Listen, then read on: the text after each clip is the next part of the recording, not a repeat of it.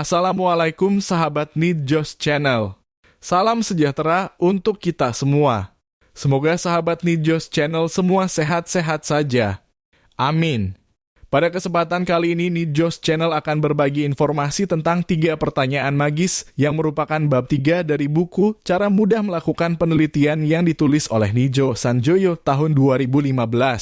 Nidjos Channel berharap pemirsa akan mendapatkan wawasan tambahan dalam hal memulai penelitian, khususnya para peneliti, pemula, dan mahasiswa. Jangan lupa untuk subscribe, like, dan share Nidjos Channel. Terima kasih. 3 pertanyaan magis. Guna mengawali suatu penelitian, ada 3 pertanyaan yang perlu dijawab yang dapat dianggap sebagai bahan pertimbangan. Penulis menyebutnya sebagai 3 pertanyaan magis, sekedar pemberian istilah untuk mempermudah mengingat-ingat. Hal tersebut dimaksudkan untuk memudahkan mengawali proses penelitian. Adapun ketiga pertanyaan tersebut adalah sebagai berikut. 1. Apa masalahnya? 2. Mengapa itu menjadi masalah? Dan 3. Apakah masalah tersebut dapat diteliti? Apa masalahnya? Guna menjawab pertanyaan ini, perlu diingat bahwa semua penelitian berawal dari adanya masalah. Secara naluri, setiap manusia akan mencari jawaban atau cara mengatasi jika terjadi masalah. Menurut Kellinger dalam kurung 1992-27, prinsip yang mendasar adalah jika kita hendak memecahkan masalah, kita harus secara umum mengetahui apa masalahnya. Sebagian besar pemecahan masalah terletak pada pengetahuan kita tentang hal yang sedang kita coba mengerjakannya. Lebih lanjut dikatakan bahwa masalah dinyatakan dalam bentuk pertanyaan dan masalah tersebut menyatakan suatu hubungan antara beberapa variabel. Namun demikian, suatu penelitian dapat berawal dari studi pendahuluan terhadap objek yang akan diteliti atau berawal dari penelitian sebelumnya, sehingga masalah yang ditemukan benar-benar tepat. 1. Pengertian masalah.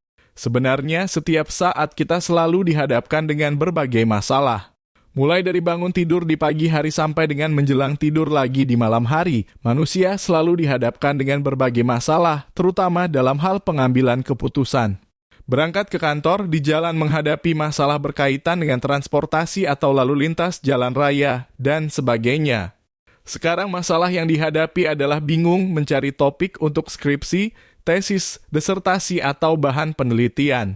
Hal tersebut biasanya dihadapi oleh mahasiswa semester akhir yang dituntut untuk menyelesaikan studinya dengan membuat penugasan akhir dalam bentuk tulisan ilmiah, termasuk skripsi, tesis, dan disertasi. Oleh karena itu, jika seorang mahasiswa datang kepada saya minta bimbingan penulisan tesis, maka pertanyaan pertama adalah, apa masalah Anda atau apa Anda punya masalah yang akan diteliti? Hal tersebut karena untuk tulisan akademik seperti tesis, titik awalnya dari adanya masalah. Mendefinisikan permasalahan dengan benar merupakan langkah awal yang penting pada setiap proses penelitian. Jika masalah penelitian didefinisikan dengan salah, maka sasaran penelitian juga akan salah dan keseluruhan proses penelitian menjadi sia-sia. Pemilihan masalah yang akan diteliti dan relevan dapat dilakukan dengan beberapa cara. Cara yang biasa dilakukan antara lain adalah dengan membaca penelitian yang sudah diterbitkan di jurnal, baik jurnal nasional maupun jurnal internasional. Membaca surat kabar dan majalah yang berhubungan dengan masalah yang akan diteliti juga merupakan cara yang dapat dilakukan. Seperti yang sudah disampaikan di atas bahwa setiap penelitian, termasuk tulisan ilmiah seperti skripsi, tesis, dan disertasi, selalu diawali dari adanya masalah.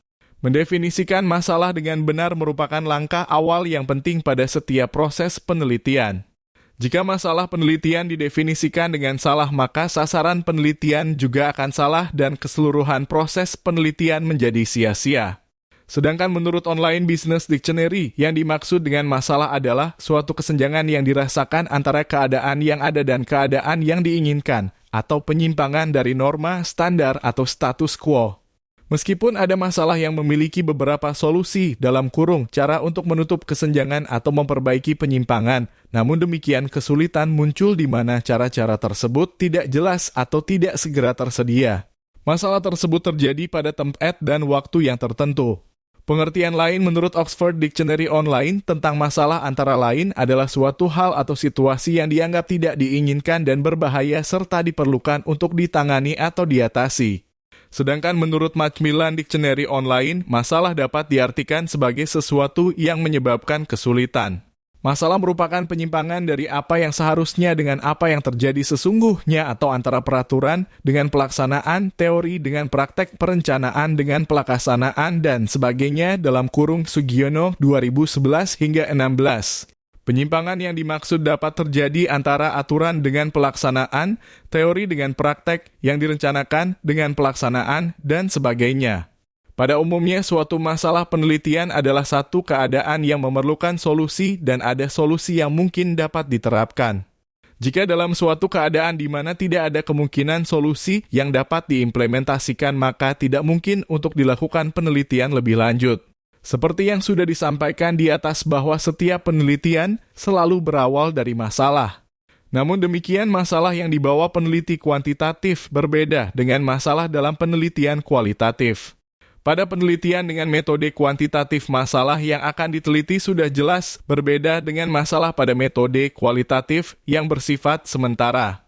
Hal tersebut karena masalah pada penelitian kualitatif akan berkembang ketika peneliti memasuki lapangan.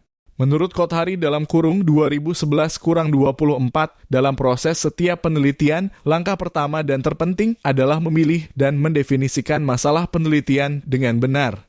Lebih lanjut dikatakan bahwa seorang peneliti harus mampu menemukan dan merumuskan masalahnya sehingga dapat diproses menjadi suatu penelitian.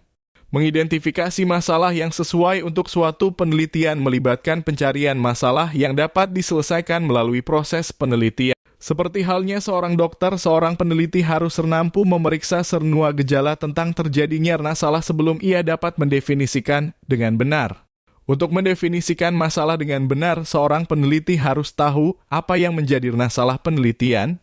Kothari dalam kurung 2011-24 menyatakan bahwa masalah penelitian secara unur mengacu pada beberapa kesulitan yang peneliti alami dalam konteks baik situasi teoritis atau praktis dan ingin dicarikan solusinya.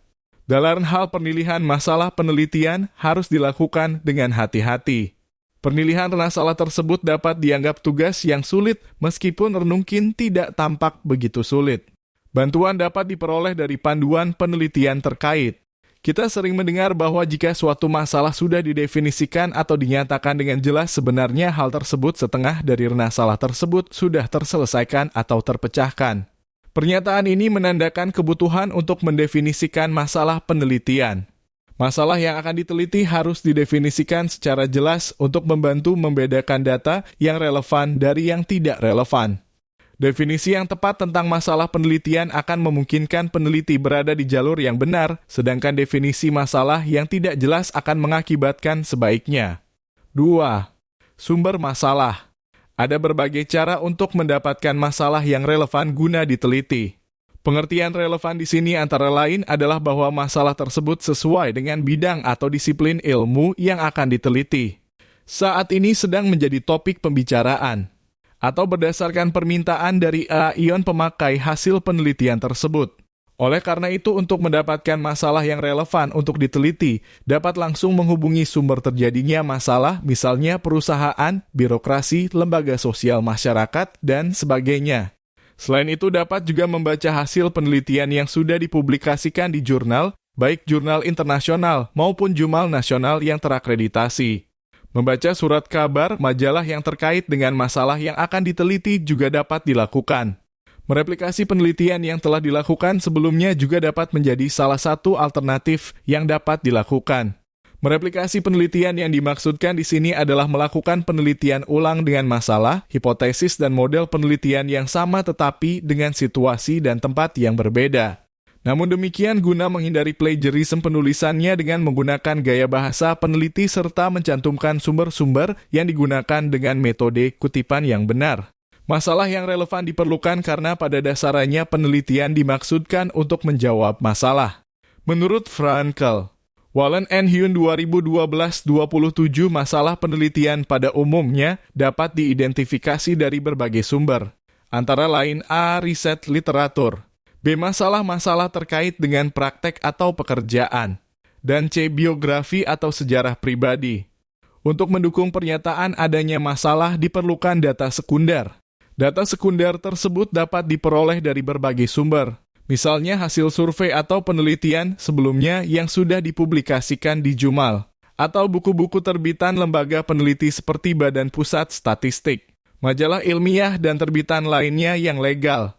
Apabila data sekunder belum ada, dapat juga digunakan hasil investigasi awal oleh peneliti di tempat terjadinya masalah. Hal tersebut karena data sekunder diperlukan sebagai pendukung bahwa pernyataan keberadaan masalah yang akan diteliti benar-benar ada dan bukan sekedar pernyataan adanya masalah oleh peneliti. Tanpa dukungan data sekunder, maka pernyataan adanya masalah tersebut akan menjadi asumsi dan bahkan mengarah kepada fitnah. Oleh karena itu, keberadaan data sekunder menjadi sangat penting. Yang menjadi pertanyaan adalah apakah sebagai peneliti dapat merumuskan masalah secara sederhana, jelas dan lengkap. Pada umumnya peneliti, terutama peneliti pemula, sudah memiliki gagasan tetapi masih umum dan bahkan membingungkan. Hal tersebut karena kompleksitas penelitian ilmiah. Namun demikian, sebenarnya masalah dapat diperoleh dari teori dan atau dari pengalaman empirisme. Pertanyaan berikutnya adalah apakah penelitian selalu berbasis masalah dalam kurung Emory dan Cooper 1991-11. Memang tidak semua penelitian harus berbasis permasalahan. Namun demikian, jenis penelitian yang tidak berbasis masalah tidak termasuk dalam kelompok penelitian ilmiah. Karena ada persyaratan tertentu agar suatu penelitian disebut sebagai penelitian ilmiah. Dalam hal mendapatkan masalah yang relevan untuk diteliti, sebenarnya seorang peneliti dapat langsung mendatangi sumber terjadinya masalah, misalnya di suatu perusahaan, kantor pemerintah, lembaga sosial masyarakat, dan sebagainya. Masalah yang relevan diperlukan karena pada dasarnya penelitian dimaksudkan untuk menjawab masalah. Pemilihan masalah yang akan diteliti dan relevan dapat dilakukan dengan berbagai cara. Cara yang biasa dilakukan antara lain dengan membaca penelitian yang sudah diterbitkan di jurnal, terutama jurnal yang diterbitkan di luar negeri. Membaca surat kabar dan majalah yang berhubungan dengan masalah yang akan diteliti juga merupakan cara yang dapat dilakukan. Pada umumnya bagi para peneliti muda sering mengalami kesulitan dalam memilih masalah yang akan diteliti untuk dituangkan ke dalam latar belakang masalah. Hal tersebut senada dengan yang disampaikan oleh BAMS dalam kurung 2026 sebagai berikut, sebagian besar mahasiswa pada awalnya kesulitan menuangkan permasalahan yang ingin diteliti ke dalam latar belakang masalah. Seperti yang disampaikan Burns dalam kurung 2026 sebagai berikut. Kesulitan utama adalah bahwa suatu masalah harus dipilih dan pertanyaan diformulasikan awal ketika pemahaman peneliti pemula dalam hal bagaimana melakukan penelitian masih terbatas. Lebih lanjut dikatakan walaupun tidak ada aturan untuk menentukan satu masalah penelitian, tetapi ada 3 sumber permasalahan penting, yaitu pengalaman, teori, dan literatur terkait. Hal tersebut senada dengan yang disampaikan oleh Singh dalam kurung 2763 bahwa penelitian yang diawali dengan mengidentifikasi masalah yang dianggap sebagai hal sederhana tetapi justru seringkali menjadi hal yang sulit. Sebenarnya di era teknologi informasi sekarang ini dapat dikatakan bahwa tidak terlalu sulit untuk mencari informasi. Hal tersebut karena hampir semua informasi dapat diperoleh di internet. Hal tersebut seperti yang dikatakan oleh bos Microsoft, Bill Gates, bahwa informasi ada di ujung jari Anda. Pernyataan tersebut dapat diartikan bahwa informasi apa saja yang kita inginkan tersedia di jaringan komputer yang lebih dikenal dengan istilah internet. Oleh karena itu, dalam mencari topik penelitian dapat juga dengan melakukannya melalui internet. Contoh, jika ingin melakukan penelitian tentang sistem informasi, maka dapat menggunakan mesin pencari seperti Google dengan kata kunci topik penelitian sistem informasi. Setelah itu, maka Google akan menampilkan banyak sekali situs yang memuat informasi tentang topik penelitian sistem informasi. Dari jawaban tersebut kita dapat membukanya dan membaca untuk mencari gagasan kira-kira apa yang akan dijadikan sebagai bahan penelitian. 3. Kriteria masalah. Menurut Frankel, Wallen and Huon dalam kurung 2012-28, pertanyaan penelitian yang baik memiliki 4 karakteristik penting. 1. Pertanyaan tersebut layak untuk dilaksanakan. 2. Pertanyaan tersebut jelas. 3. Pertanyaan tersebut penting. 4. Pertanyaan tersebut etis. Menurut Kerlinger dalam kurung 1992-28, suatu masalah adalah satu kalimat, tanya atau pernyataan yang menanyakan hubungan apakah yang terdapat di antara dua variabel atau lebih. Selanjutnya, Kerlinger dalam kurung 1992-29 menyatakan bahwa ada 3 kriteria untuk menentukan permasalahan yang baik dan pernyataan masalah yang baik, yaitu 1. Masalah itu harus mengungkapkan suatu hubungan antara dua variabel atau lebih dua.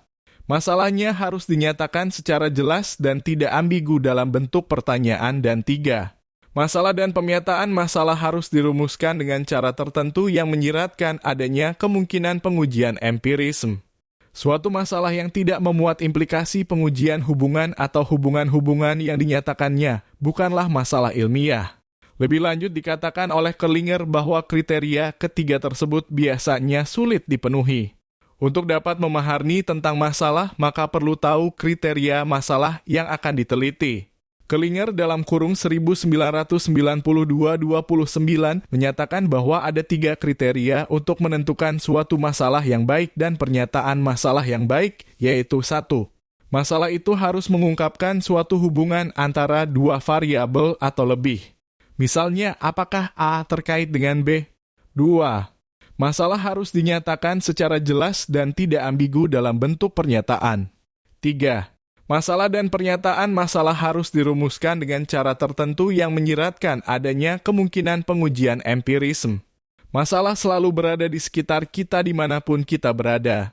Sebagai contoh, pengalaman penulis yang setiap hari menuju kampus UPN Veteran Jakarta di Pondok Labu, Jakarta Selatan selalu menjumpai kemacetan yang sebagian besar diakibatkan oleh tidak tertibnya kendaraan umum atau yang lazim disebut sebagai angkutan perkotaan.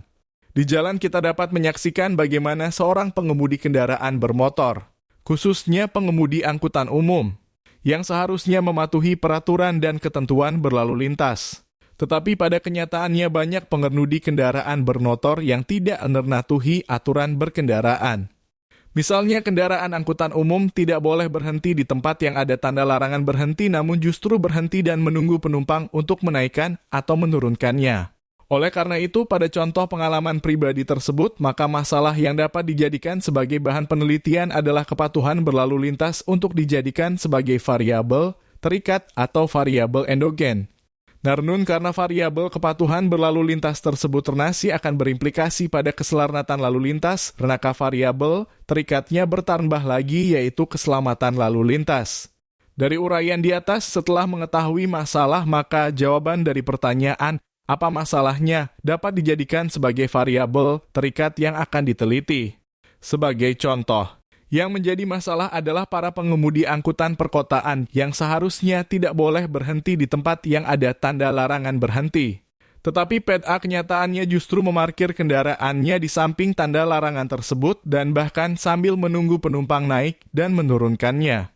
Oleh karena itu dalam hal ini sebagai masalah yang akan diteliti yang dijadikan sebagai variabel terikat dapat diformulasikan sebagai kepatuhan berlalu lintas. Namun demikian sebenarnya kepatuhan berlalu lintas dapat berimplikasi kepada keselamatan lalu lintas. Dengan demikian maka keselamatan lalu lintas dapat dijadikan sebagai variabel terikat yang sebelumnya melalui kepatuhan berlalu lintas.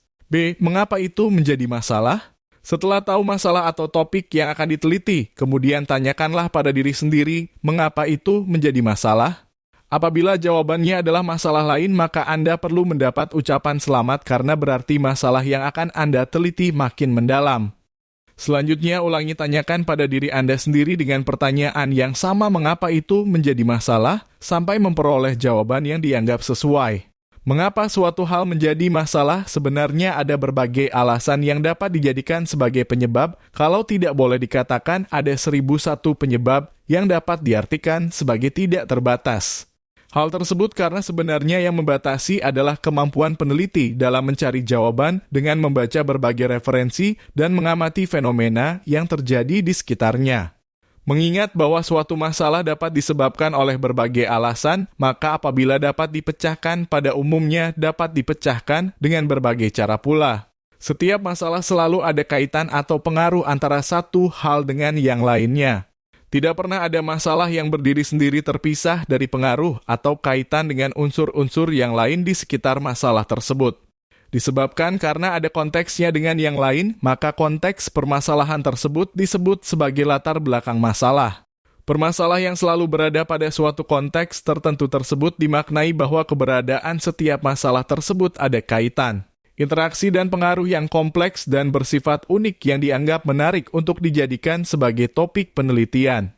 Selain itu, setiap masalah selalu ada gejala atau tanda-tanda yang ditunjukkan yang berada pada situasi, ruang, dan waktu tertentu. Oleh karena itu, untuk memahami gejala atau tanda-tanda yang ditunjukkan pada permasalahan tersebut, seorang peneliti harus memiliki pengetahuan dan informasi terkait dengan topik yang akan diteliti. Adapun pengetahuan dan informasi tersebut dapat diperoleh melalui berbagai cara. Antara lain, satu hasil penelitian orang lain yang sejenis. 2 buku teks, jurnal ilmiah, peraturan perundangan, atau literatur yang relevan dengan topik penelitian. Dan 3 pengalaman pribadi peneliti dalam melakukan penelitian sebelumnya. Dari uraian di atas, maka untuk menjawab pertanyaan mengapa hal itu menjadi masalah, perlu difahami terlebih dahulu apa yang dimaksud dengan kata hal itu. Pada penjelasan di atas, yang dimaksud dengan hal itu adalah variabel terikat dalam kurung endogen yang akan diteliti yang merupakan jawaban dari apa masalahnya. Dalam hal ini sebagai variabel terikatnya adalah keselamatan lalu lintas yang sebelumnya melalui kepatuhan berlalu lintas. Kedua variabel tersebut dianggap sebagai masalah utama yang akan diteliti. Sedangkan yang menjadi penyebab masalah tersebut sangatlah banyak. Kalau tidak boleh dikatakan sebagai 1001 alasan yang menyebabkan kedua hal itu menjadi masalah, dan tergantung siapa yang melihat atau memandangnya.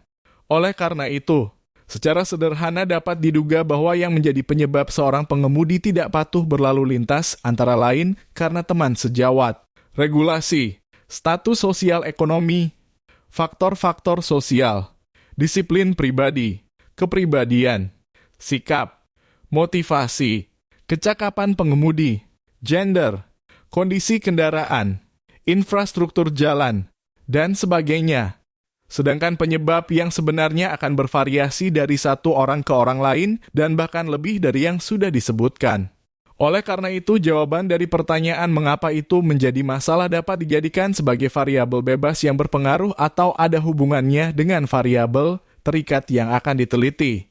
Dengan demikian, jika digambarkan akan nampak seperti pada gambar 3.1 yang dapat dijadikan sebagai awal model penelitian. C. Apakah masalah tersebut dapat diteliti? Guna menjawab pertanyaan tersebut di atas sebagai bahan pertimbangan adalah bahwa semua penelitian ilmiah selalu berbasis teori.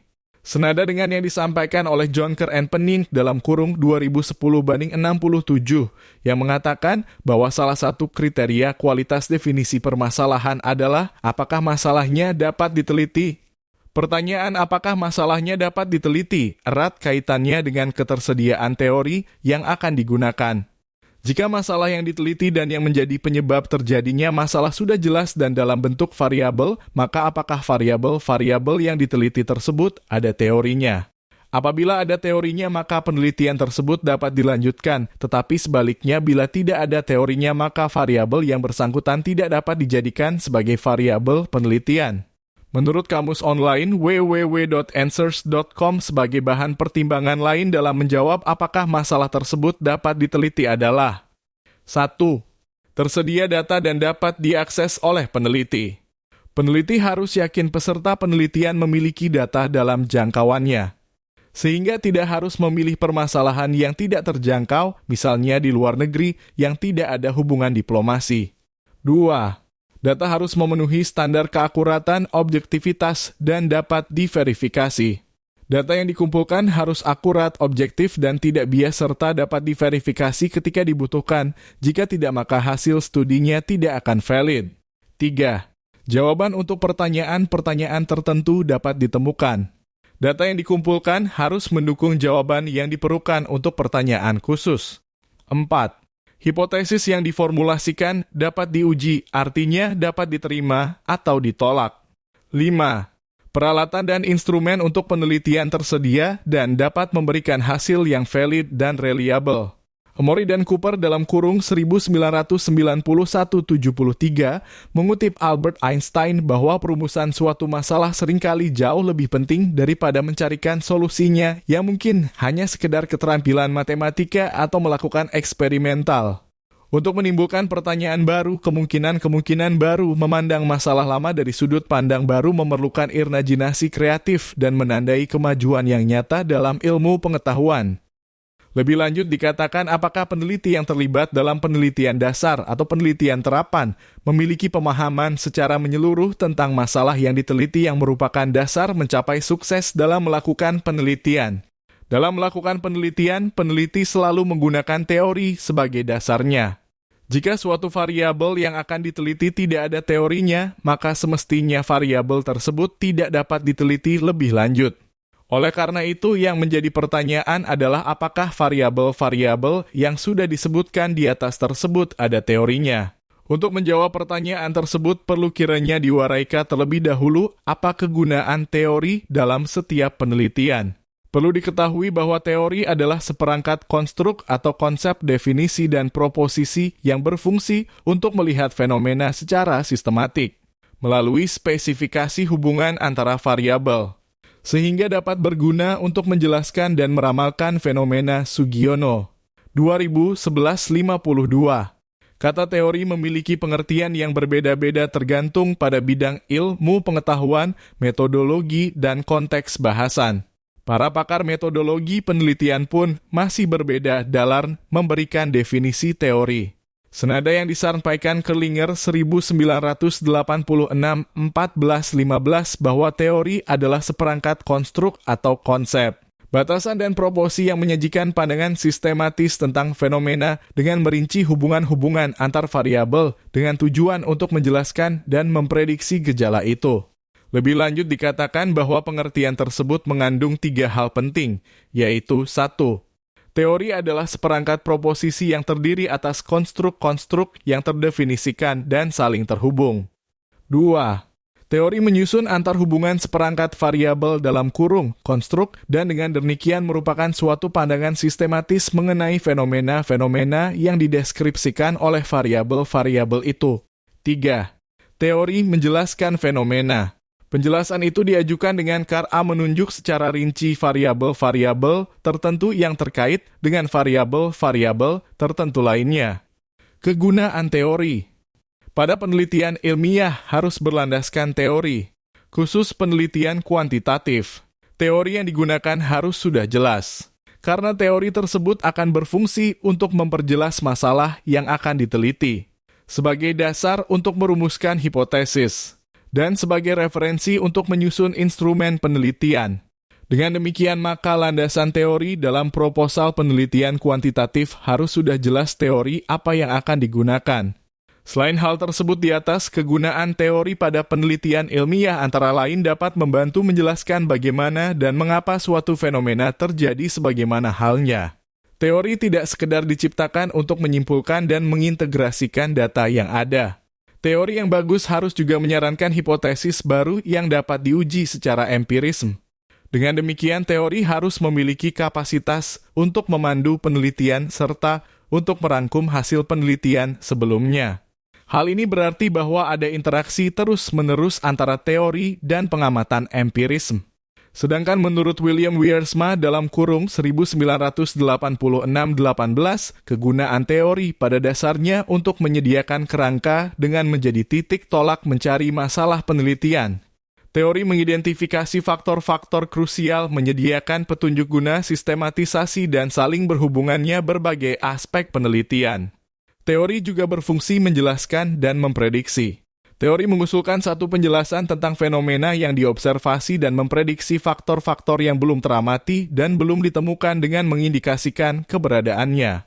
Dalam kaitannya dengan kegiatan penelitian, khususnya pada penelitian kuantitatif, maka fungsi atau kegunaan teori antara lain adalah untuk dalam kurung 1. Membangun model penelitian, dalam kurung 2. Membangun hipotesis, dan dalam kurung 3. Membuat instrumen penelitian. Hal tersebut dapat dijelaskan sebagai berikut. 1. Untuk membangun model penelitian. Pada penelitian kuantitatif, model dibangun berdasarkan teori karena bersifat konfirmatif. Sifat konfirmatif dimaksudkan bahwa model yang dibangun kemudian dihipotesiskan dan akan dibuktikan berdasarkan data empirisme yang diperoleh. Untuk membangun model diawali PED-A saat menjelaskan deskripsi teoritik yang dijelaskan di bab 2. Dalam menjelaskan teori yang menjadi variabel penelitian, tidak sekedar mengutip definisi dari pakar, melainkan juga menjelaskan keterkaitan hubungan atau pengaruh dari variabel yang dideskripsikan tersebut dengan variabel lain. Sebagai contoh, pada gambar model penelitian tersebut di bawah dibangun berdasarkan teori yang dijelaskan di deskripsi teoritik. Untuk membangun model penelitian seperti tersebut di bawah dapat dilakukan secara parsial atau menyeluruh. Secara parsial jika merupakan gabungan dari beberapa model yang secara parsial dijelaskan oleh pakar di bidangnya. Misalnya ada pakar yang menyatakan bahwa status sosial ekonomi ada pengaruhnya terhadap kepatuhan berlalu lintas dan seterusnya. Sedangkan secara menyeluruh dalam artian bila ada model penelitian yang sudah pernah diteliti sebelumnya atau sudah terbukti kebenarannya. Misalnya pada teknologi acceptance model TAM dan Delone and Clan Information System Success Model yang merupakan model penelitian di bidang sistem informasi yang sudah banyak dilakukan penelitian oleh beberapa peneliti dapat diadopsi sebagai model penelitian. Pada umumnya membangun model merupakan hal yang sulit bagi beberapa peneliti pemula, sama sulitnya dengan menuliskan latar belakang masalah. Oleh karena itu dalam membangun model penelitian yang dijelaskan di bab 2, khususnya tentang deskripsi teoretik perlu uraian yang kompresif. Deskripsi teoretik tidak sekedar mengutip pengertian atau definisi melainkan juga menjelaskan adanya suatu kaitan, hubungan atau pengaruh dari satu variabel terhadap variabel lain. Penjelasan tersebut yang kemudian akan dijadikan sebagai dasar pembuatan model penelitian. 2. Untuk membuat hipotesis. Dalam hal membuat hipotesis diawali dengan penjelasan di kerangka berpikir. Hal tersebut disebabkan karena kerangka berpikir digunakan untuk menjelaskan secara teoritis pertautan antara satu variabel bebas dengan satu variabel terikat yang akan diteliti. Secara teoritis perlu dijelaskan hubungan antara variabel independen dan dependen. Jika dalam penelitian ada variabel antara atau moderator atau intervening, maka juga perlu dijelaskan mengapa variabel itu ikut dilibatkan dalam penelitian. Oleh karena itu, sebagai contoh berdasarkan gambar 3.2 contoh model penelitian tersebut di atas, maka hipotesis penelitiannya dapat dituliskan sebagai berikut. H1. Status sosial ekonomi berpengaruh langsung terhadap kepatuhan berlalu lintas. H2. Status sosial ekonomi berpengaruh terhadap langsung keselamatan berlalu lintas. H3. Faktor-faktor situasional berpengaruh langsung terhadap kepatuhan berlalu lintas. H4. Faktor-faktor situasional berpengaruh langsung terhadap keselamatan berlalu lintas. H5. Disiplin pribadi berpengaruh terhadap langsung kepatuhan berlalu lintas. H6. Disiplin pribadi berpengaruh langsung terhadap keselamatan berlalu lintas. H7. Kepatuhan berlalu lintas berpengaruh langsung terhadap keselamatan berlalu lintas. 3. Untuk membuat instrumen penelitian.